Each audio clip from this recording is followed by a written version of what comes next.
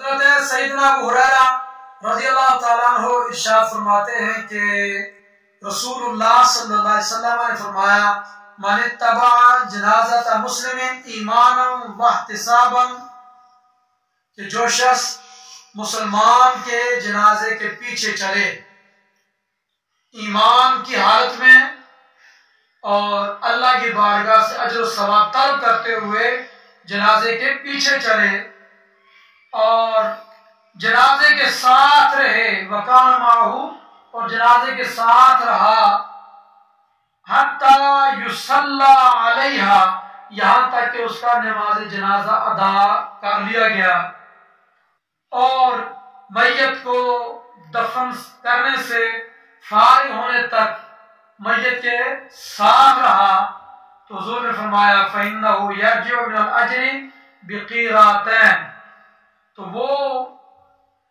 جب گھر لوٹے گا میت کو دفنا کر تو 2 قیرات کے برابر اجر و ثواب حاصل کر کے لوٹے گا۔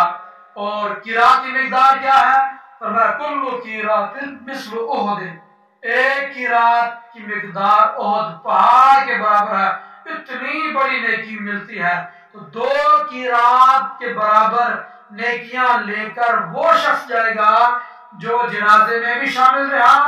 اور اس کے بعد تدفین میں بھی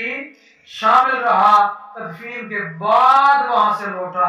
اور حضور نے فرمایا وَمَنْ صَلَّى عَلَيْهَا ثُمَّ رَجَعَ قَبْلَ أَن تُدْفَنَ فَإِنَّهُ يَرْجِعُ بِقِيرَاتٍ،